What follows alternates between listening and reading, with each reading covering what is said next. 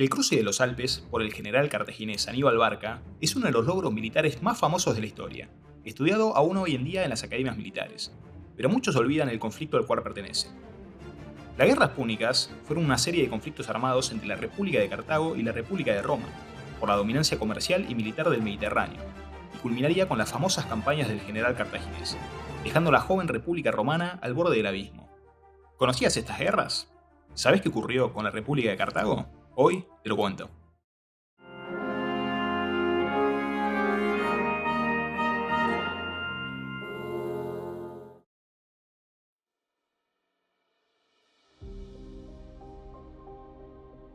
Para el siglo III a.C., la joven República Romana había establecido su dominancia en la península itálica, luego de haber conquistado a los etruscos al norte y a las ciudades-estado griegas al sur.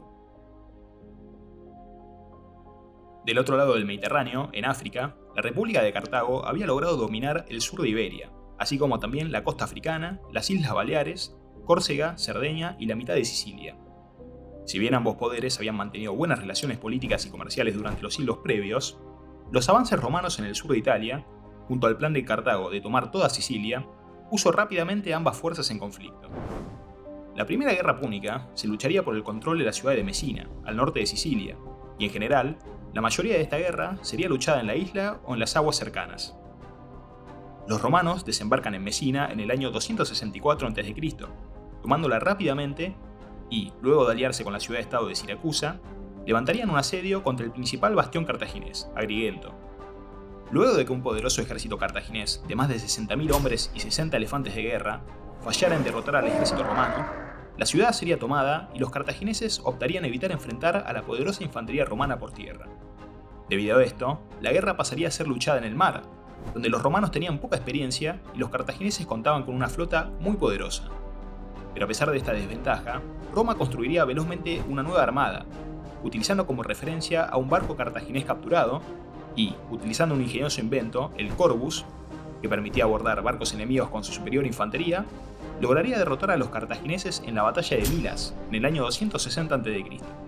Los romanos, aprovechando su ventaja, desembarcan en África 4 años después, pero son repelidos por un ejército al mando del general espartano Jántipo, la cual los expulsa del continente. La guerra continuaría durante varios años en Sicilia, con victorias para ambos bandos, pero los romanos irían tomando de a poco la isla, con excepción de los últimos enclaves cartagineses al oeste de la isla. Luego de 20 años de conflicto, ambos estados estaban quebrados financiera y demográficamente, y ambos poderes tenían dificultades para continuar entrenando soldados. Los romanos harían una última gran ofensiva, construyendo una gran flota pagada por donaciones de sus ciudadanos, y vencerían definitivamente a las fuerzas cartaginesas en la batalla de las Islas Cegadas, a las afueras del bastión cartaginés de Lilibea. Ambos rivales acordarían un tratado de paz en el cual la República de Cartago pagaría 3.200 talentos de plata, 83 toneladas, y cedería toda la isla de Sicilia a Roma.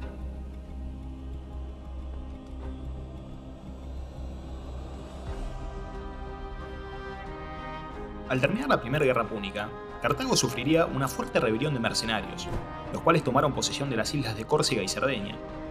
Luego de preparar un ejército para retomar las islas, el Senado de Roma amenaza a la República Cartaginesa, dado que consideraban esta expedición como un acto de guerra, y demanda, en cambio, la posesión de las islas. Cartago, debilitada luego de 30 años de conflicto, decide cederlas antes de volver a entrar en conflicto con Roma. La familia Bárcida, uno de los clanes más poderosos de la República Cartaginesa, bajo el liderazgo de Amílcar Barca, entiende que, para la supervivencia de Cartago, necesitarían tomar más posesiones en el continente, por lo cual lanzan un programa de conquistas en Hispania, tomando control de enormes territorios y recursos naturales. Luego de atacar en el año 219 a.C.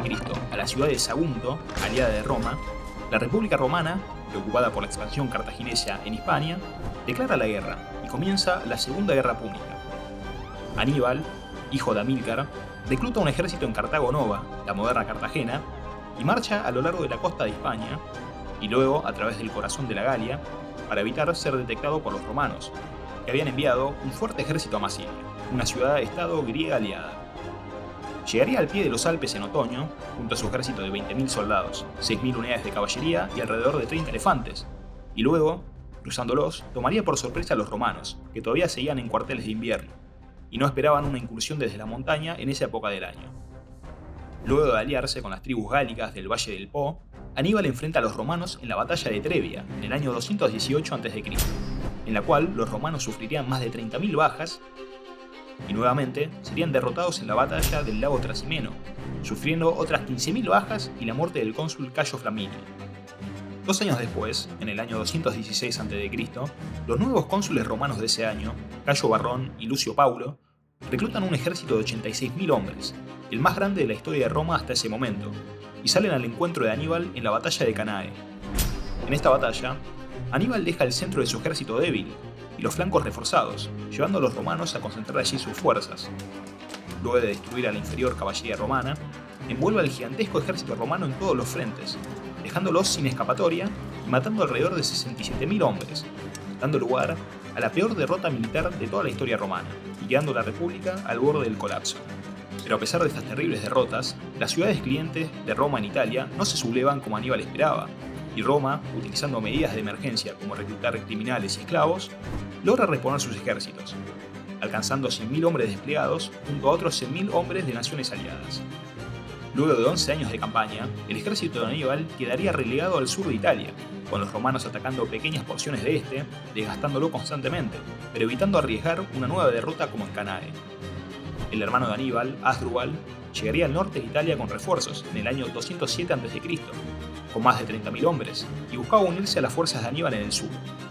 Pero los romanos, haciendo creer a Aníbal que sus ejércitos seguían acampados en el sur de Italia, marchan a toda velocidad al norte y destruyen al nuevo ejército cartaginés, matando también a su general y hermano. Mientras tanto, en Hispania, el ejército que Aníbal evitó en el año 218 a.C. llegaría a las colonias cartaginesas, buscando tomarlas y evitar que lleguen nuevos refuerzos al ejército principal en Italia. Bajo el liderazgo de Publio Cornelio Escipión, capturan la capital cartaginesa en Hispania, Cartago Nova, para luego derrotarlos definitivamente en la batalla de Ilipa en el año 206 a.C., expulsándolos del continente. Finalmente, los romanos enviarían a Escipión a África, con el objetivo de tomar la capital de Cartago, y logra destruir los 2 ejércitos cartagineses enviados a oponérsele. Es entonces que la República de Cartago llama a Aníbal a volver a la metrópolis para defenderla. Y, estando allí, recluta un gran ejército que combinaría a sus veteranos de Italia junto a nuevas tropas africanas. Finalmente, se encontraría con Escipión en la batalla de Zama, al mando de 36.000 soldados, 4.000 unidades de caballería y 80 elefantes. Los romanos, en cambio, contarían con 29.000 soldados y 6.000 unidades de caballería.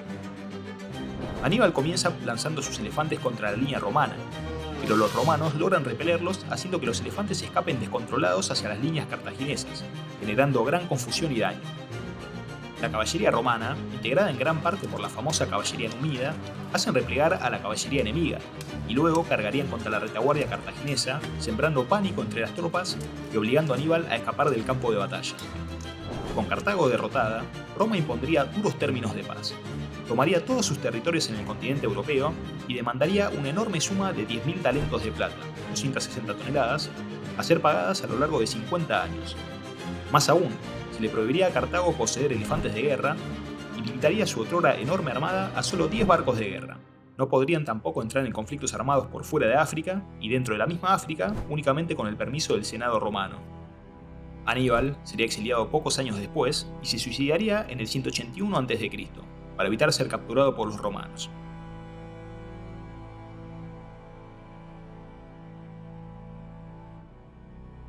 Aún con estas durísimas condiciones de paz, la República de Cartago lograría recuperar una enorme prosperidad económica, pero no volvería a ser una amenaza militar para Roma.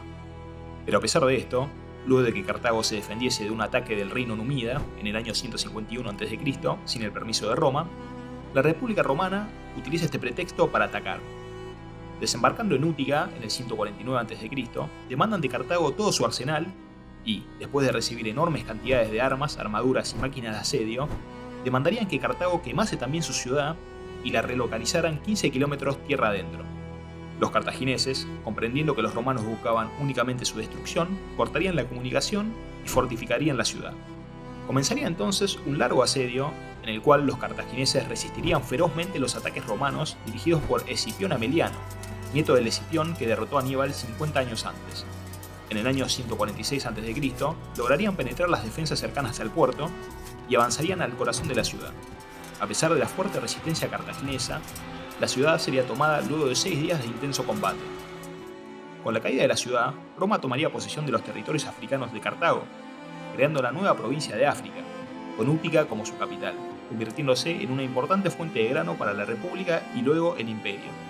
Un siglo después, Cartago sería reconstruida por Julio César y se mantendría por siglos como una importante metrópolis romana. Si el video te gustó, recordá dejar tu like y un comentario, y para más contenido, suscribirse al canal.